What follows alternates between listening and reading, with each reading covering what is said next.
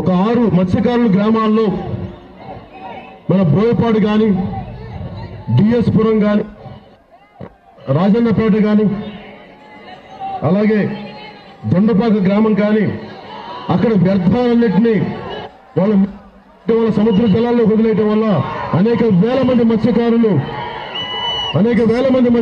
మత్స్య సంపద కోల్పోతా ఉంది. అది నాకు చాలా బాధ కలిగించే విషయం.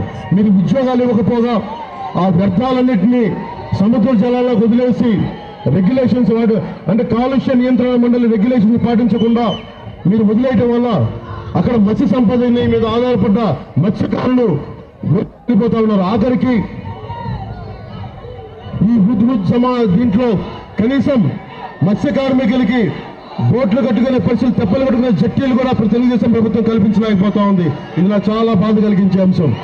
అందుకనే 2019లో మీ కాంట్రిబ్యూటరీ పెన్షన్ స్కీమ్ ఉద్యోగుల సంఘం గురించి నేను ప్రతిసారి మాట్లాడుతూ ఉన్నాను.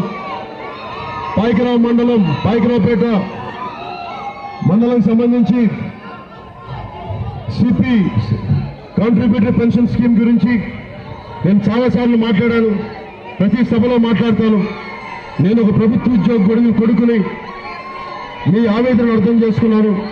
నిన్న కూడా చెప్పాను, నర్సీపట్నంలో మీరు కనుక మీ ఉద్యోగ సంఘాల్లోనే 2 మాటలు వినిపిస్తా ఉన్నాయి. కొంతమంది సెంట్రల్ గవర్నమెంట్ నుంచి అది అనుకూలత కావాలంటా ఉన్నారు, కొంతమంది స్టేట్ గవర్నమెంట్ నుంచి అంటారు.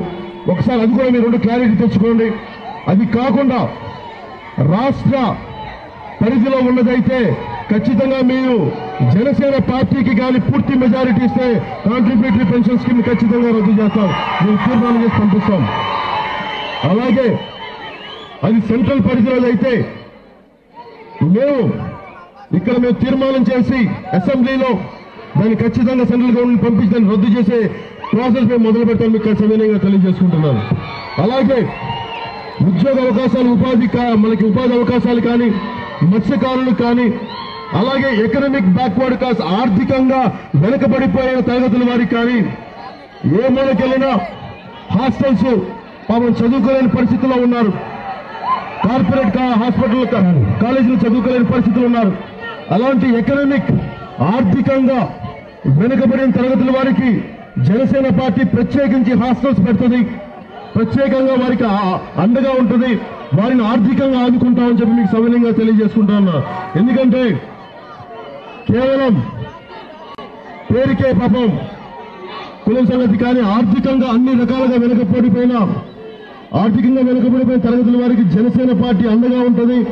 వారికి ప్రత్యేకించి ఆ విద్యార్థులకి అలాగే గిరిజన సంక్షేమ హాస్టల్స్ కానీ వెనుకబడిన హాస్టల్స్ కానీ బీసీ హాస్టల్స్ కానీ అన్నింటినీ క్వాలిటీ పెంచి వాటితో పాటు ఆర్థికంగా వెనుకబడిపోయిన మిగతా తరగతులందరి వారికి చదువులు కానీ హాస్టల్స్ కానీ మేము తయారు చేసే మేనిఫెస్టోలో ప్లాన్ చేస్తా ఉన్నాం. అవన్నీ మీకు తెలియజేసుకుంటా ఉన్నాం. అలాగే నాకింత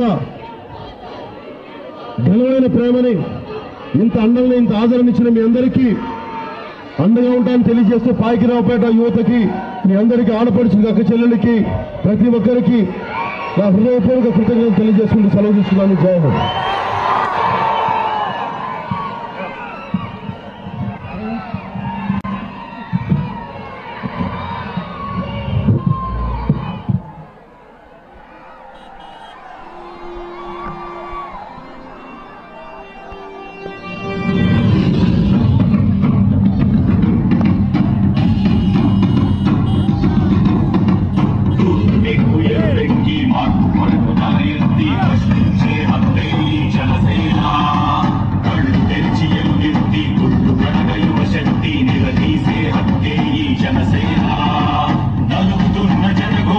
ఏంటండి వీడియో నచ్చిందా? అయితే ఓ లైక్ వేసుకోండి, లేదంటే ఓ కామెంట్ చేయండి. ఎప్పటికప్పుడు మా వీడియోస్ చూడాలంటే సబ్స్క్రైబ్ చేసుకోండి.